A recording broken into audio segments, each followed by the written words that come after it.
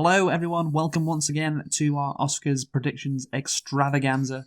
And Yes. for another year, we're going to be predicting who will take away the awards at the Academy Awards this time in 2024. Michael, just to go through the rules, of course, we are predicting 15 categories. You will be able to see them on screen now. Yes. Because you will put a nice, helpful graphic on screen right now. Yeah, I will. Yeah, good. You better.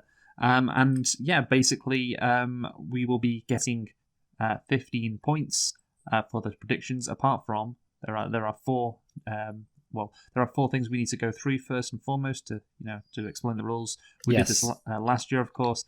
So at Best Picture, you actually get 3 points if you get the correct Best Picture. That is the case. You also have a shoo-in and a lock of the week. You select one of your picks to be a shoo-in and lock of the week. And you get 2 points for each of those picks.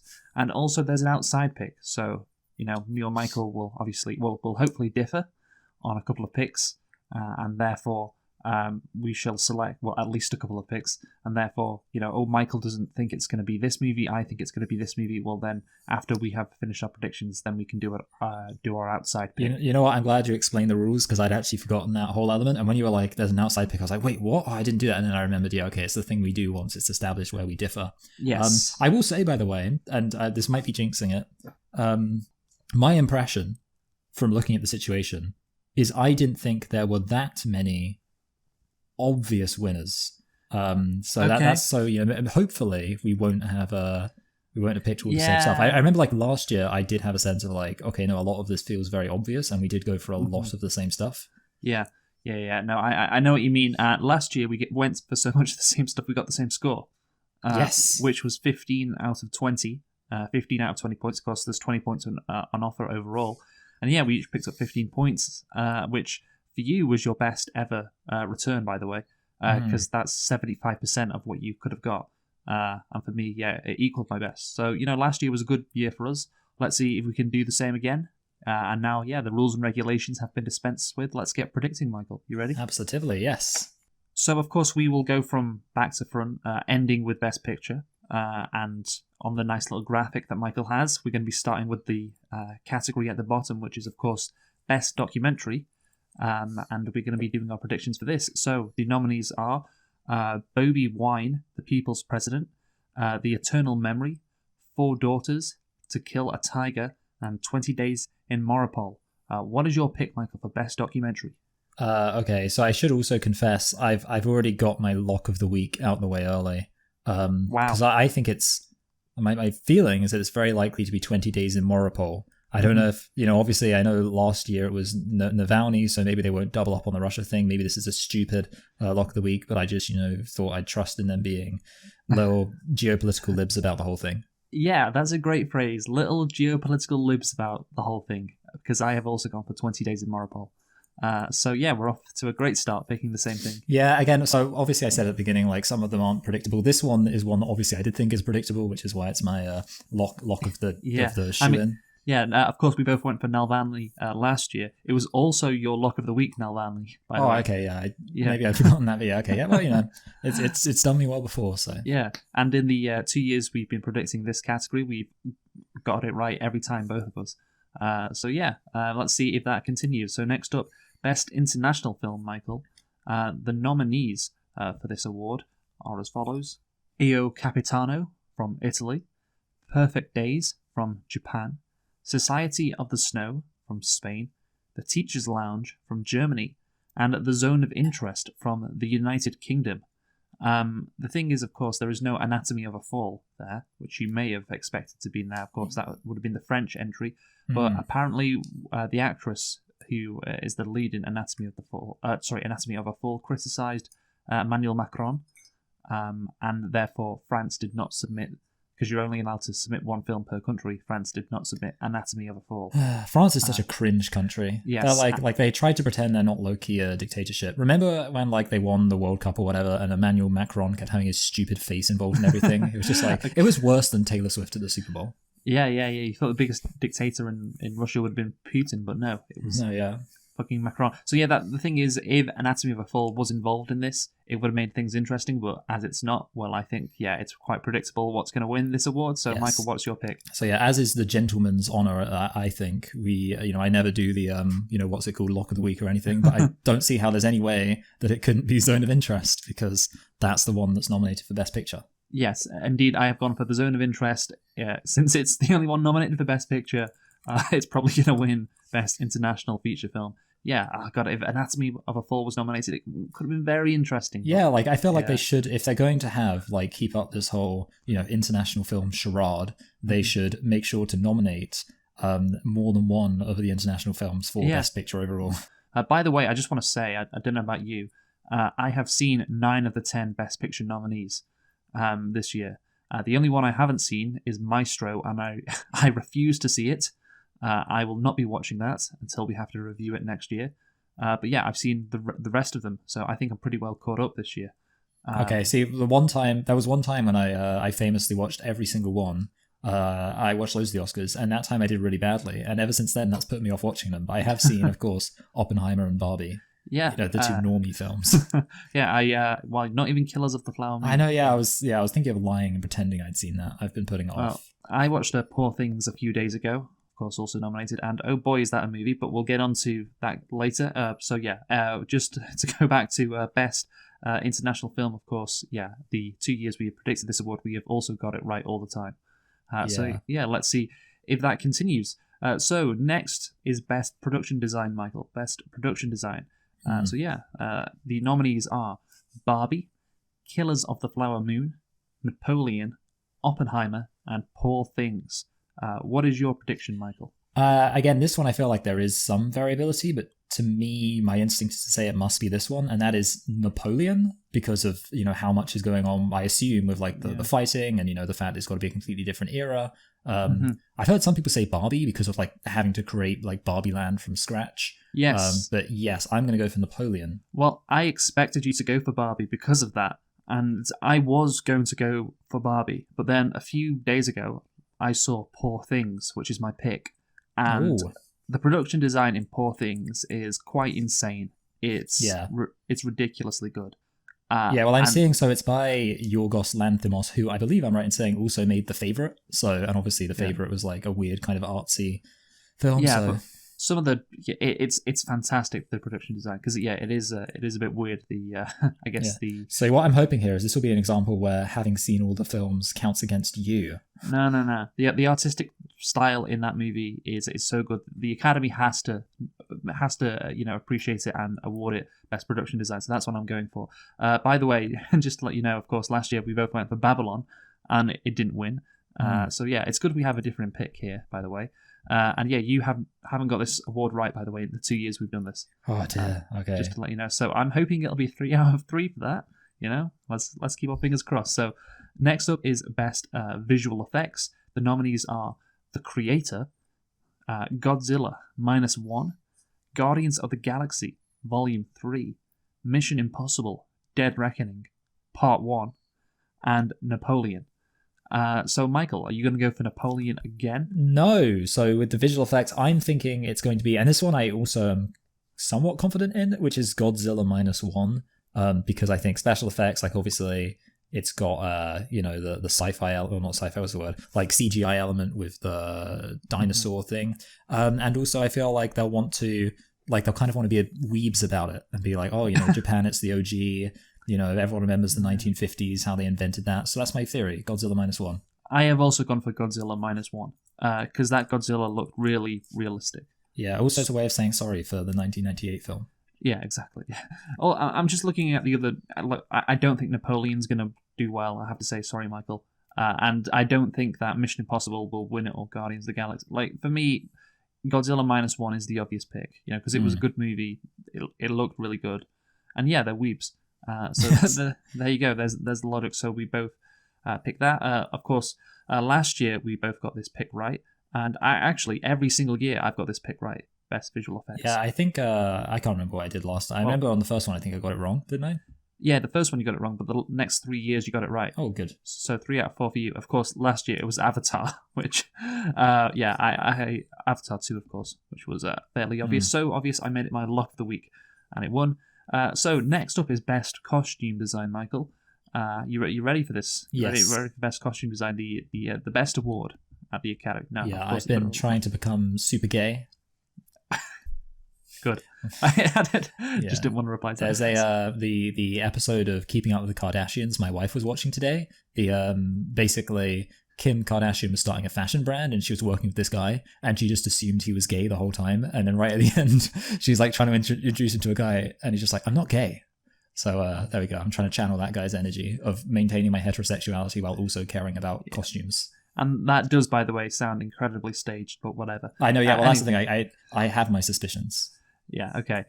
Just like she did, apparently. Yes. So, the Best Costume Design, the nominees are Barbie, Killers of the Flower Moon, Napoleon, Oppenheimer, and Poor Things.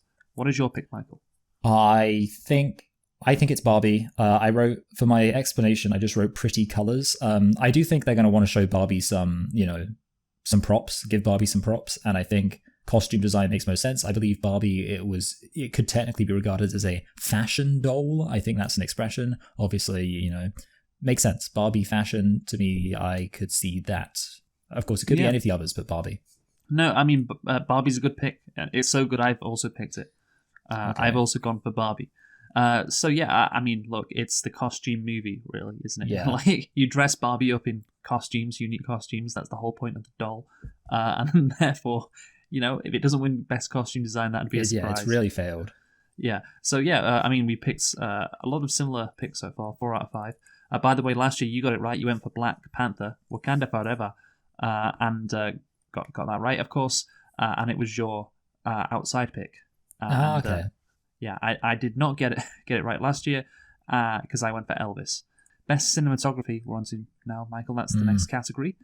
The nominees for Best Cinematography are El Conde, Killers of the Flower Moon, Maestro, Oppenheimer, and Poor Things. What is your pick, Michael, for Best Cinematography? Something else I'm also throwing out here every single time is how likely I think it is we've probably gone for the same thing. This time I'm going to say I think it is quite likely because I've gone for Oppenheimer. Yeah. And the reason I wrote black and white, that was my excellent. No, of course there's more to it than that, but I think it just makes sense to me that it would win because I think it's quite a visually impactful movie.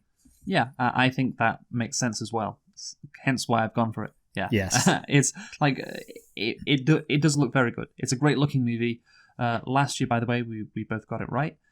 This category, we went for All Quiet on the Western Front.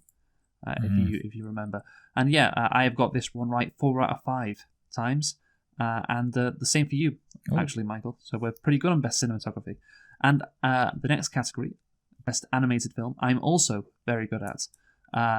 Just to let you know, I've got it right every single year we've done this category. 5 out of 5. Let's see if it can be 6 out of 6. So here are the nominees for Best Animated Film: The Boy and the Heron, Elemental, Nimona, Robot Dreams, and Spider-Man Across the Spider-Verse.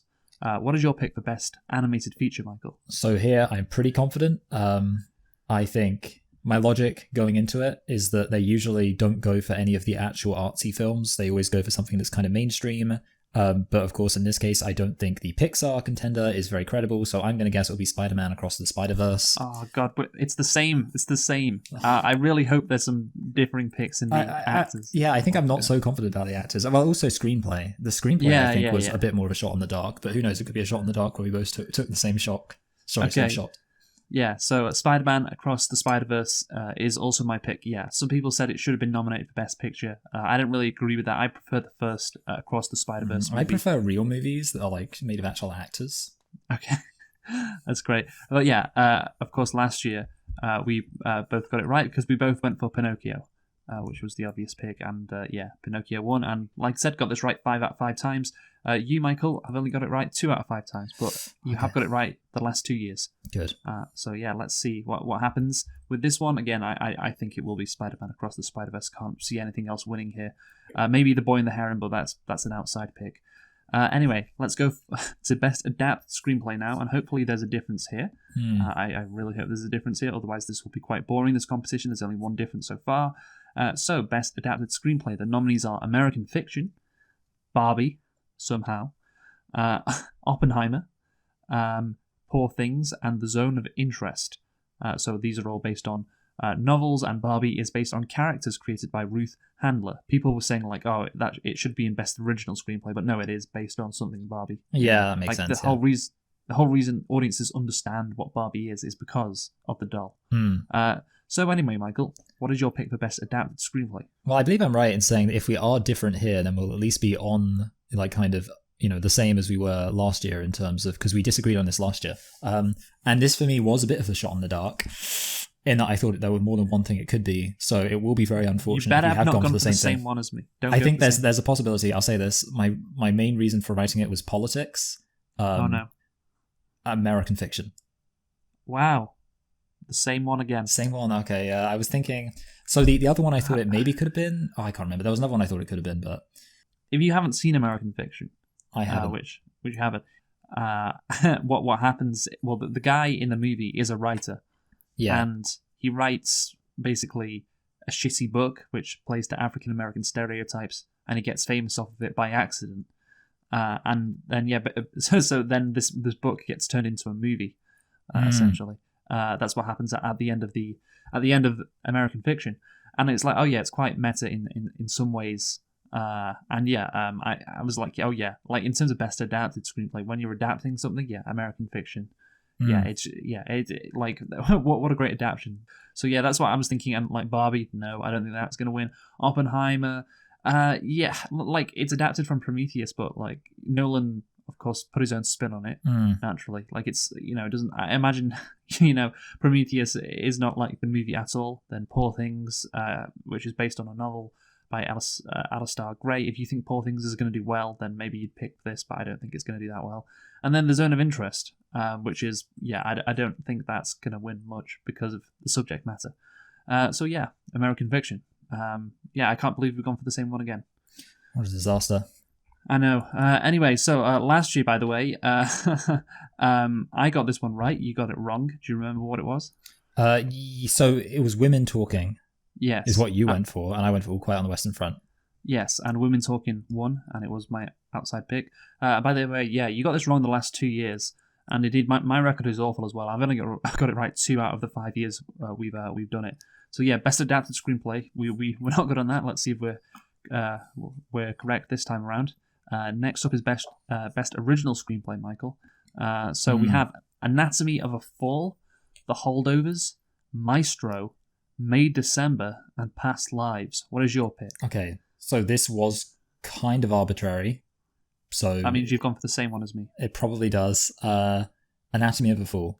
Yes. Wow. Why you keep on saying arbitrary? Like, well, like I guess like when I say arbitrary, I just mean like I essentially. So what I wrote for the reason here is I just heard a lot about it. Like I've heard people saying, "Oh, Anatomy of a Fall, that's good." So I suppose arbitrary is not. I guess what I mean is it's non-specific, and it's not like, oh, it's because of. So yeah, like if I'm just like, oh, I just heard a lot about that movie, it'll probably be that. Yeah, and look, in terms of the nominees, Maestro and May December I haven't seen. Past Lives, it doesn't really rely on its screenplay. The Holdovers, kind of the same. But Anatomy of a Fall, it's all about the screenplay because, of course, it's a courtroom legal drama. And it is, some might say, gripping. And it's very clever as well. It is really, really good. And there's some really great scenes which, the movie is heavily reliant on the screenplay. So that was my pick. And indeed, it was your pick as well. So this is great. Right. Really? You only did it once. Yeah, God. Last year, do you remember what we picked, by the way? Banshees of Inisherin. Banshees of Ed Sheeran. Yes, and of course, we got that one wrong. Indeed, the last 2 years, we have both got it wrong, both of us. So yeah, I do not have a good record in Best Original Screenplay. I've got it right once out of the 5 years we've done this, and that's the same for you. Yes. So let's see if Anatomy of a Fall can turn things around for us. So next up is Best Supporting Actress, Michael. So we're finally into this category, and I have a feeling it's going to be pretty similar, honestly, just because you've heard of stuff. Yes. That's the thing. Honestly, I went into this thinking, well, I think things are pretty, I've got a pretty good idea of where the awards are going this year. but yeah, you said you didn't, but it seems you were a bit of a liar, Michael. So, Yeah, I guess I am a liar. yeah, we have Best Supporting Actress, Emily Blunt in Oppenheimer as Kitty Oppenheimer, Danielle Brooks in The Color Purple as Sophia, America Ferrera somehow in Barbie as Gloria. That was embarrassing. Oh, hold on a minute. Is she okay? So is she the one who gives the big speech? Yeah. That's powerful. Good. Okay. I'm changing my pick on the fly now. Jodie Foster in Nyad as Bonnie Stoll, and then Davine Joy Randolph in The Holdovers as Mary Lamb. What is your pick, Michael? Okay, so this time I think we definitely have gone for the same thing because this is my lock-in or shoe-in. I guess it's my shoe-in. I think I start with my lock of the week. So this is my shoe-in, which therefore means I'm confident, which therefore means I think it's very likely, which means I'd be surprised if you haven't gone for the same thing unless I've done one of my trademark pick a weird one for my shoe-in. No. Divine Joy Randolph. Yeah, same. Good. Okay, yeah. So I mean, in that case, it's funny that we went for the same thing, but also, by the way, is she your shoe-in? Yeah, she's my shoe-in. She's my lock of the week. Oh wow. Okay, so that's an extra level of. But you haven't done your shoe-in yet, which is interesting. No, yeah. The thing is, yeah, of course, I've seen The Holdovers. She's really good in it, even though the character isn't. I think they could have had a better character arc for her character, but yeah, she gives a great performance. And yeah, I'm looking at the others, and I'm like, well, Jodie Foster and Danielle Brooks probably no. America Ferrera, God no. So it's either Emily Blunt or Davine Joy Randolph, and I don't know. I feel like Emily Blunt is white, so yeah. No, I mean, look, yeah. I'm sure that's not the only consideration. Indeed, for me, it wasn't, but I went for Divine Randolph. I think she's a lock as well. Well, that's why I picked her as my lock of the week. Last year, by the way, we both got this one wrong, controversially. Well, I don't know if it's controversial. We both went for Angela Bassett, and I think Jamie Lee Curtis won because she was white. So yeah, I kind of disproved my theory on Divine Randolph winning there. Anyway, so let's go on to Best Supporting Actor now, Michael. So the nominees are Sterling K. Brown in American Fiction as Clifford Ellison, Robert De Niro in Killers of the Flower Moon as William King Hale, Robert Downey Jr. in Oppenheimer as Louis Strauss, Ryan Gosling in Barbie as Ken, and Mark Ruffalo in Poor Things as Duncan Wedderburn. What is your pick, Michael? Okay, look, I think for the next 5, we're going to go for at least the same for at least 4 of them. That's my theory. We'll see if I'm right, because, I mean, I went for Robert Downey Jr. My reasoning was I said you can't recognize him. I feel like that's something they sometimes like, by which I mean, like, you're kind of like, oh, that was Robert Downey Jr. I feel like. What do you mean you can't recognize him? Are you just retarded? No, I feel like he kind of, no, vanished. That's just you. No, okay, well maybe that's wrong, but I just thought like, I was like, oh, it's Robert Downey Jr. But like it wasn't like obvious. It wasn't, he wasn't Iron Man, I guess is what I'm saying. Is it just because he was in black and white for most of it? Yeah, he was in black and white, so I didn't know who he was. So that's my reason for thinking he'll win Best Supporting Actor. Are you in agreement? Well, yeah, because obviously it's going to be him, because it was an incredible performance, and many people said this was the best performance of his career. Yeah, and well, I think I remember a few people, so I feel like people said it was the best performance of this movie. Yeah. So yeah. No, I mean, again, like, yeah, it's obvious it's going to be Robert Downey Jr. He was maybe going to be my shoe-in on Lock of the Week. Yeah, and you look at the other nominees, Sterling K. Brown, he does a good job, but it's not going to be him. Robert De Niro was really good, and again, I would like him to get close to winning, but Downey Jr. he's just too far ahead of the rest. Ryan Gosling, he's not going to win. And then, well, thank God he's not going to win, otherwise that would have been sexy. And then Mark Ruffalo, who I love his performance in Poor Things. He's great as Duncan Wedderburn. He's such a funny character. But yeah, no, the serious Robert Downey Jr. in a performance of a lifetime. Also, has he not won an Oscar before, or did he win one for Chaplin? I don't know. I don't know, but of course, this is a return to serious acting. And he did the whole drug thing, and even worse, he was in the MCU. So exactly. So this is his recovery. He'd not been doing any acting as Iron Man. He'd just been, as he said, like, having a box around him to record those scenes when he's in the suit. And he felt like he wasn't an actor. Then he comes back, and gives this incredible performance. Yeah, the narrative's there, and it was a great performance. Yeah, he's going to win. So let's move on now. Firstly, of course, Last year, Michael, we both got this one right. Indeed, I have got this one right the last 3 years. Wow. We've done this award. So yeah, I'm on a hot streak because it was Ke Huy Quan. Oh yes. In Everything Everywhere All at Once. Indeed, Ke Huy Quan was my shoe-in. So let's move on now to Best Actress. This is going to be, I think, the last chance that we differ. Yeah, that's what I'm thinking too. But I don't think we will. Anyway, we have Annette Bening in Niad as Diana Niad, Lily Gladstone in Killers of the Flower Moon as Molly Burkhart, Sandra Huller in Anatomy of a Fall as Sandra Voiter, Kerry Mulligan in Maestro as Felicia Montalegre. I don't know if that's it. Montilegra, whatever. She's not going to win. Emma Stone in Poor Things as Bella Baxter. What is your pick, Michael? The more I think about it, the more I feel like we're not going to disagree here. It's Lily Gladstone because she was a Native American. There's no point in even fucking doing this. See, this is the problem with predictions. Over time, you realize you just slowly get better and better and better, and then eventually. Well, yeah, I mean, we did pretty well last year, and again this year, I think we will do pretty well. Yeah, I think we're just going to keep knocking it out of the park. Because Emma Stone won the BAFTA recently, but Lily Gladstone wasn't even nominated. That's the thing. Poor Things got, but they did some press over in the UK for Poor Things, and I wonder, maybe that's because a lot of the movie is set in London, and of course I think they were trying to win that award to maybe help Emma Stone get her some momentum for this award. But yeah, I think Lily Gladstone, for the last few months, people have been saying, oh yeah, this is an incredible performance, she's going to win Best Actress. And yeah, this would be maybe the first Native American to win, an Academy Award for acting. That wouldn't be surprising. So yeah, except for Marlon Brando. Okay, so yeah, you got that, of course, and yeah, it's a great performance. She's gonna win, and there's really no point. Well, look, the thing is, Sandra Huller is great in Anatomy of a Fall, and Emma Stone is great in Poor Things. So it is kind of competitive, but it's not so competitive. There's a clear front runner. So yeah, we have predicted the same for a lot of them, and indeed, of course, we might as well do our outside picks now. Last year, we both got it wrong, by the way, because we both went for Cate Blanchett, when it, of course, was Michelle Yeoh. Yes. I have not done well because I'm only 2 for 5 on Best Actress, and Michael, you are also 2 for 5. I was thinking just once I'd have you beat. No. So we move on now to Best Actor. The main acting award, of course. The most prestigious acting award, Best Actor, the one they all want to win. We have Bradley Cooper in Maestro as Leonard Bernstein, Coleman Domingo in Rustin as Bayard Rustin, Paul Giamatti in The Holdovers as Paul Hunman, Cillian Murphy in Oppenheimer as J. Robert Oppenheimer, Jeffrey Wright in American Fiction as Thelonious Monk Ellison. What a name.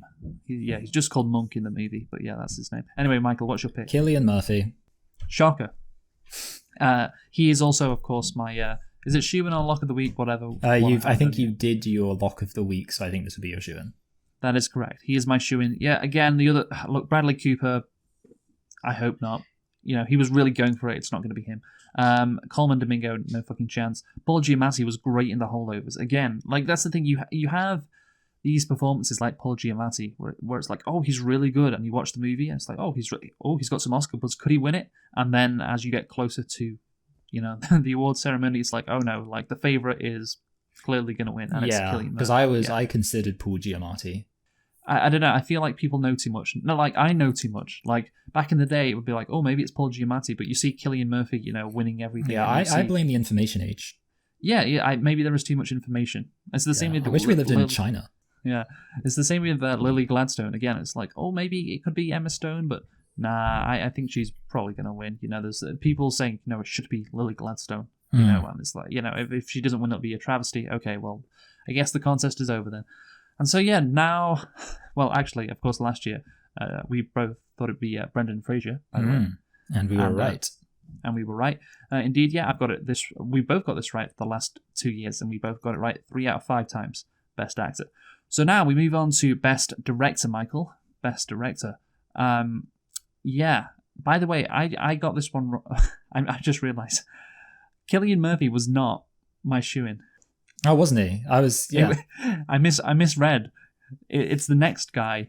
well, yeah. Okay. It's the next award is my shoo-in because it's one above it, and I was like, oh yeah, it's Cillian Murphy. I was going to say, because I thought it was a bit weird. One, I didn't think Cillian Murphy, like, for me, he wouldn't be my shoe-in, because I think it could be. There's an outside chance I think it could be Paul Giamatti. And also I was thinking, like, oh, it's a bit weird you've gone for the same movie and almost the exact same.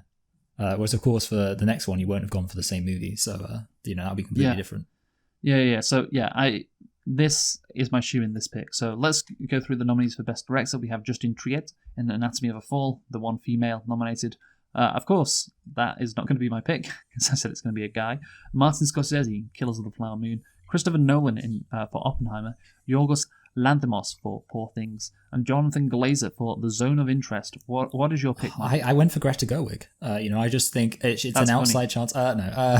So, yeah, it's going to be Christopher Nolan. I wrote as my reason. I think this is probably the most accurate reason I wrote. Because he's a twat about special effects. Like he's going to be like, oh, he actually, he actually nuked Japan, so that means he's a great, commitment, etc., etc. I went to bat for Oppenheimer. Of course, this is actually my shoe-in, Christopher Nolan. I went to bat for Oppenheimer, and I thought this was Christopher Nolan's his best work of his career. I haven't really liked his recent movies. They're good, but they're not great like maybe his more consistent fans think. And yeah, he deserves this Academy Award. So yeah, it's just of course a shame it's going to be obvious that he's going to win. So yeah, Christopher Nolan for Oppenheimer is my pick, as is yours. And of course, last year we both went for the Daniels, Michael. It was your shoe-in, and of course you managed to get that one right, as did I. And yeah, indeed, I've got this right 4 out of 5 years. Same for you. So yeah, we're pretty good on Best Director. But now we get to Best Picture. Oh, I wonder what this is going to be. Barbie. Okay, so the nominees are American Fiction, Anatomy of a Fall, Barbie, The Holdovers, Killers of the Flower Moon, Maestro, Oppenheimer, Past Lives, Poor Things, and The Zone of Interest. What is your pick? And let's end this fucking horrible fucking disgrace of a prediction. As somebody who didn't like Oppenheimer as much as you did, I think it would be really funny if there was an upset. But I wrote Oppenheimer. And I wrote as my reason, Luke will go for it. But that actually wasn't my reason. It was just something that I knew would happen. So I was like, well, the funny thing is I filled in my sheet in the reverse order. So I started off with Oppenheimer. And I was like, so my first thought was like, oh, but Luke's probably going to go for that. Little did I know as I completed the rest of the predictions. But yeah, it's very likely to be Oppenheimer. I think like on the subject of there being an upset, the problem is I could like be fun and go for an upset. The problem is I wouldn't be able to predict what the second most likely thing is. So, well, that is actually a good point,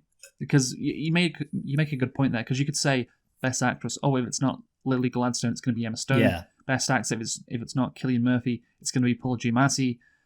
Best Director, or who knows again. I mean, it's going to be Nolan. That's why he's my shoe-in. And for Best Picture, it's going to be Oppenheimer. I mean, who's even going to come in second?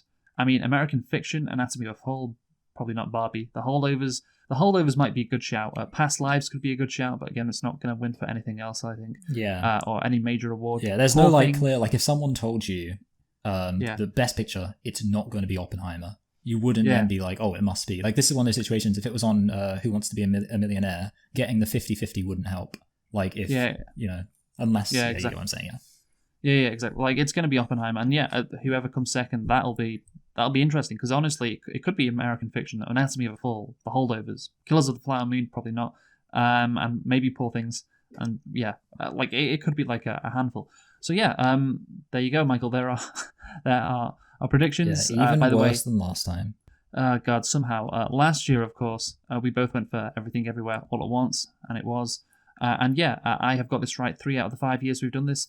And for you, you've got it right. Only 2 out of the 5 years we've done this. Pathetic. You got this one right. Yeah, but I think we'll both get it right this year, which I'll be happy about. Yeah, see, I will be, just in the interest of comedy, I will find it funny if it, loses. I mean, like, if Barbie won, I would love that. That would be my favourite thing in the world. But yeah, I think it'll probably be Oppenheimer.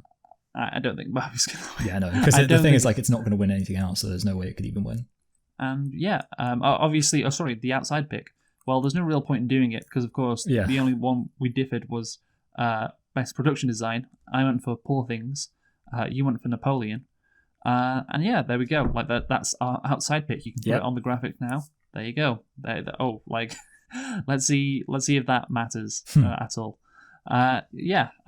Whoever gets that right will probably win this whole thing. It's all going to be riding on best and it could be design. again, it could be one of those weird things where, because like in the off chance one of us is wrong about our what's it called, shoe in a lock of the week, then obviously we're both wrong, but it hurts one of us more, so we'll see. Yeah, exactly. Let's see. Yeah, but I don't think we will. Anyway, join us for we both picked Davine Joy Randolph, didn't we? For one of our lock of the week and one of our shoe-ins. So yeah, that even that's a scratch. But yeah, so let's see what happens on Sunday night. Let's see how close we get to a perfect score. That'll be kind of interesting. So that's it, Michael. That's it. Let's hope for another great award ceremony like it always is.